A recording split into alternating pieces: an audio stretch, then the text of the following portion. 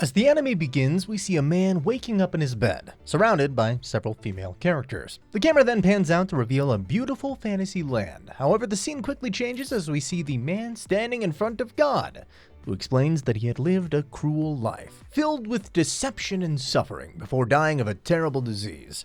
God realizes his mistake and grants the man a second life in another world with a healthy body. When asked for his wish, the man asks for a simple farming life in a less crowded area. Impressed by his humble request, God bestows upon him the almighty farming tool. The man then wakes up in the middle of a forest with a newfound appreciation for his healthy body.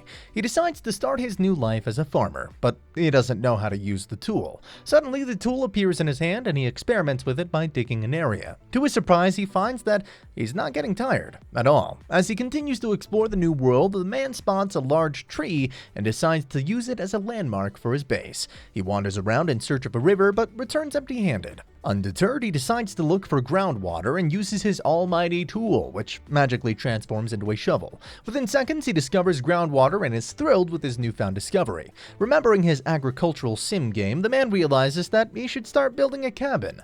But the sun begins to set, so he carves a hole into the large tree and creates a temporary shelter.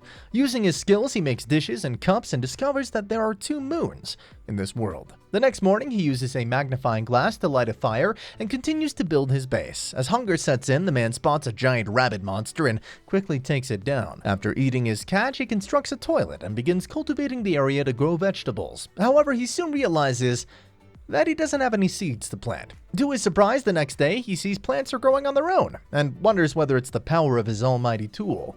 As time passes, the man completes his cabin and notices 2 dogs outside. He invites them in and feeds them some meat, observing that one of them is pregnant. The next morning, he checks on the dogs and discovers that the female has given birth to 4 puppies.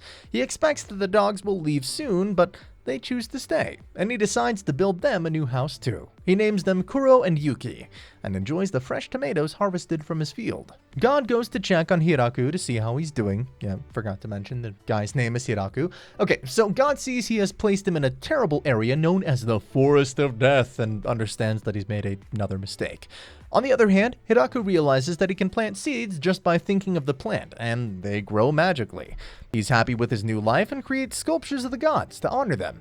Later, with the help of the dogs, he navigates through the jungle and discovers a water stream. Using water, Hiraku expands his agricultural grounds by growing more vegetables and wonders if there are any rocks where he can get salt from. As time passes, the atmosphere starts getting colder and he starts preparing for winter by gathering food and wood. Suddenly, a big spider appears and makes a handkerchief for him. Hiraku gives him some space on the big tree in exchange for some clothes made from monster skin. He feels more civilized now that he has a decent bed, curtains, and clothing, and names the spider Zabuton. Winter arrives and it's really cold outside. Zabuton is in hibernation and all the dogs are sleeping inside their house. Hiraku, however, starts feeling lonely and wants to talk to someone. Eventually, the cold starts to ease up and the snow starts melting. Before long, spring arrives. Hiraku discovers that the puppies have now grown up and Zabuton has given birth to baby spiders. He decides to expand his fields once again as there are more mouths to feed now. Suddenly, Zabuton rings the alarm and Kuro leads Hiraku to a little girl who's stuck in a spider web. When he goes to help her, she leaps and bites his neck, transforming herself into a young lady. Seeing Hiraku hurt, the dogs attack her and she reverts to her tiny form. The girl explains that she took his blood in order to restore her strength. Seeing that she's harmless, Hiraku takes her into his house. The girl is shocked to discover an agricultural field and fresh crops in the middle of the forest. She reveals that she's a vampire, and her name is Lu. She shares that she's researching medicinal plants and ran away from some nobles who wanted to steal her research. As she adjusts to the farming lifestyle, Hiraku asks Lu to stay with him, and she accepts. Later, Lu, who possesses magical abilities, helps Hiraku by placing lights in the toilet and to other locations. She even helps him find the salt that was right under his nose. Suddenly, an alarm sounds and they discover another girl who's in the same situation. It turns out that the girl knows Lu and is relieved to find her. Her name is Tia, and she's an angel. Tia informs Hiraku that Lu has a bounty on her head due to the damage she caused in town. As they talk, Tia notices that Lu's behavior has changed significantly since she left town. Lu invites Tia to live with them, which is a surprise to her, but she accepts and they show her around the fields. Tia offers to lend a hand harvesting the crops, and after working hard all day, she finally gets to taste the sweet and juicy strawberries that she helped pick. As they continue to work, Hiraku notices that the dog family has expanded significantly, prompting him to build a big house for them. Tia decides to leave the area for a while and returns with a group of high elf females who are looking for a home. Hiraku agrees to let them stay and decides to build a big house for everyone. The house is complete after 10 days and has a huge dining hall and separate rooms. Leah, one of the elves, mentions that they intend to conduct mining and blacksmithing work and requests Hiraku to build a furnace before they can start. After building said furnace, they begin creating items such as metal pans and equipment. However, Hiraku suddenly recalls something and asks Lu whether the land they built on is owned by anyone. Lu responds that no one owns the forest, but theoretically, it falls under the rule of the Demon King. This makes Hiraku uneasy as he wonders whether the Demon King would object to their presence, but Lu assures him that the land is his because, well, he built it himself. The following day, Zabuton catches a queen bee and shows Hiraku, who decides to build a house for the bees to make honey. Their next goal is to construct a reservoir, which they accomplish with the help of everyone. Hiraku also catches fish, which turns out to be very delicious. Later on, they work on creating a rice farm and eventually succeed in growing rice. Hiraku forms the rice into balls and adds fish for flavor, so that everyone can enjoy it. The man is slowly bringing the taste of Japan home, one by one. One day, Hiraku realizes that the girls can clean themselves with magic, while he cannot. So he decides to build a bathhouse, but faces a problem with water waste as they can't throw unclean water into the river. They come up with a solution of using slimes, which can purify water by consuming waste items. Tia brings some slimes and Hiraku constructs a purification pool for them.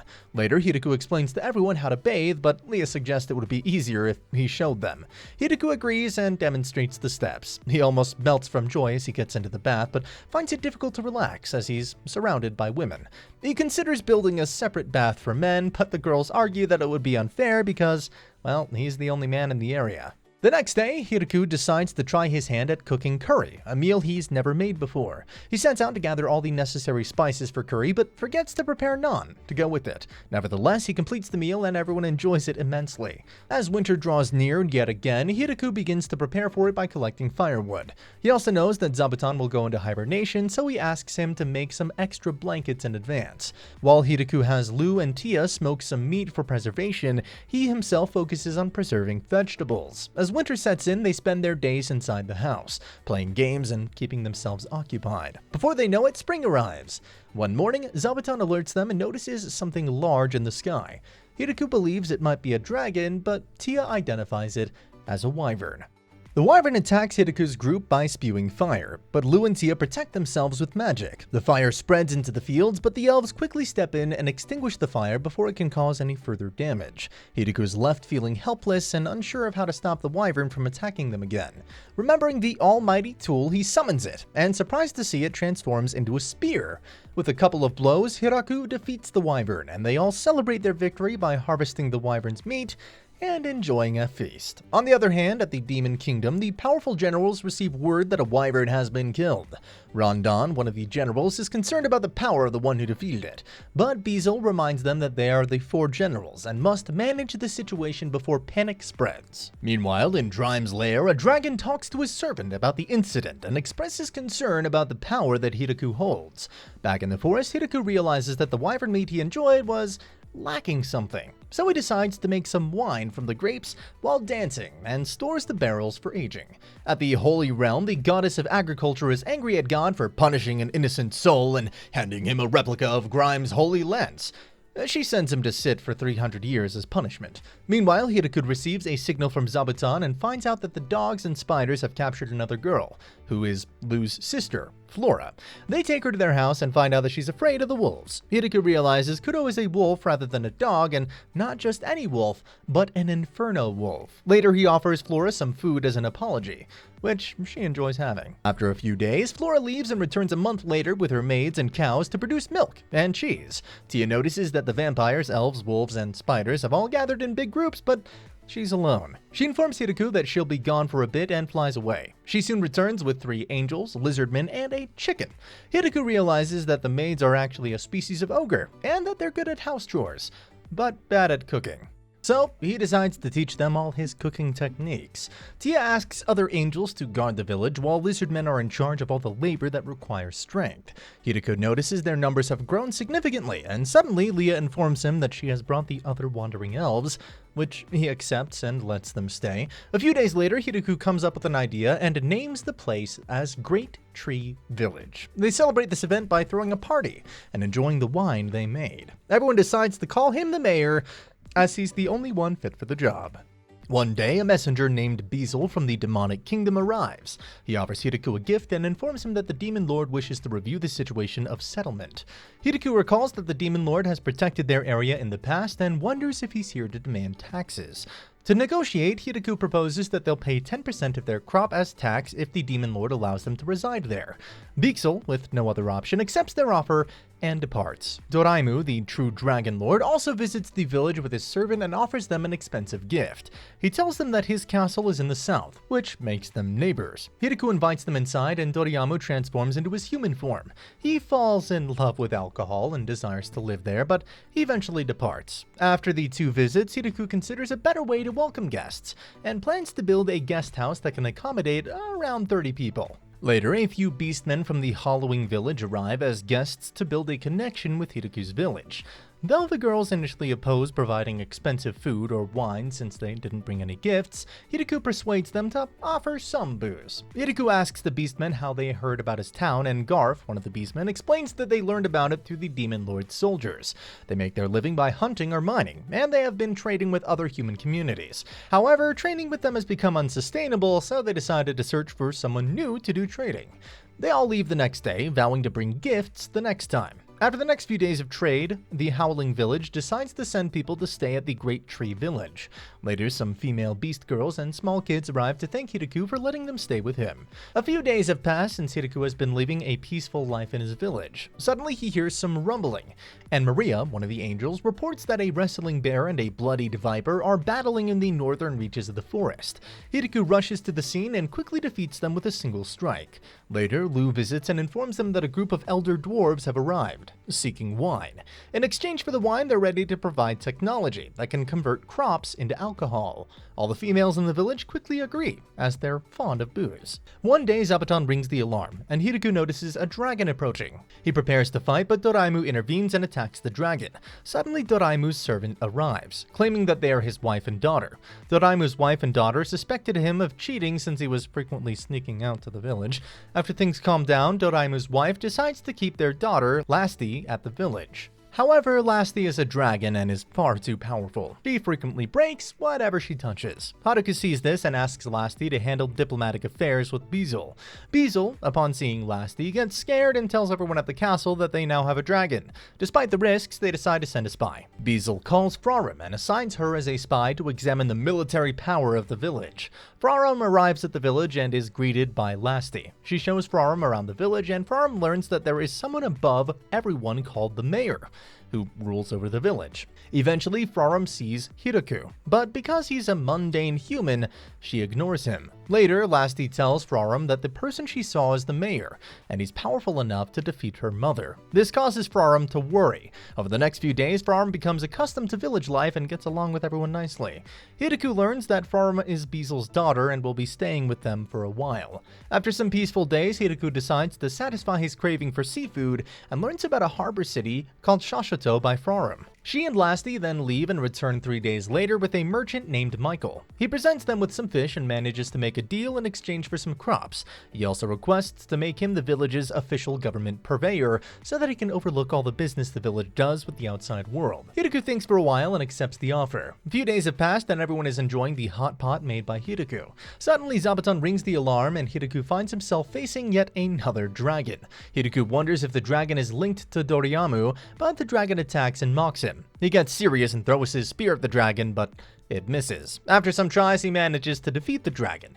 The dragon surrenders and turns into a young lady. In the midst of the chaos caused by the dragon, Doriyamu suddenly appears and introduces the defeated dragon as his older sister, Hakurin. As it turns out, he had planned for Lastday to become Hiraku's wife, and that Hakurin had come to assess Hiraku's character. After this misunderstanding is cleared up, Hakurin decides to stay at the village and becomes the teacher. Later, Hiraku is approached by a group of Lamia girls who bring him presents and plead for their lives. They explain that they were forced to evacuate their homes after being attacked by wolves and spiders. Hiraku, feeling sympathetic, decides to apologize for the misunderstanding and trade some of their crop for the stones that the Lamia had dug up. Now the Lamia girls have become regular traders with the village, and they help them in transporting the exchanged goods. However, things take a turn for the worse in the Demon Kingdom, where some nobles convince Princess Yuri that Hiraku's village is up to no good and plan to use Frarum as a prisoner. In response, Yuri decides to take action and defeat the village to save Frarum. Beazle pays Frarum a visit and warns her that Princess Yuri is planning to fight the village because Rosalind, Clacassie, and Loge told her some half-lies. Frarum thinks they're foolish for wanting to attack the village, knowing how powerful it is. Beazle worries that if Frarum intervenes, the trio will accuse her of betrayal. Frarum comes up with a plan to ask 3 Lamia to defeat the 300 men in exchange for apples. As a result, Rosalind, Clacassie, and Loge are forced to work for Frarum for causing trouble. Hiraku then inquires about the 4th girl, and Frarum replies that she's only here to watch for the time being. As Hiraku leaves, Frarum assures the girls that their mistakes will be forgiven if they work honestly. Yuri regrets bringing the conflict to everyone after seeing how pleasant and calm the village is. Later, Yuri assists with agricultural tasks and even forces the trio of girls to help her. After everything, Yuri leaves and Hiraku's group begins their pre-winter agricultural harvest. During this period, they meet dark elves, also known as mountain elves, who wish to move to the village, and Hiraku happily accepts them. As winter approaches, Hiraku makes a separate bath for men. During this period, Hiraku discovers that Lou is pregnant, and he's gonna be a dad. Some days have passed and Lou's pregnancy is going well. Suddenly, one of the beast girls rushes over to alert Hiraku of one weird stranger.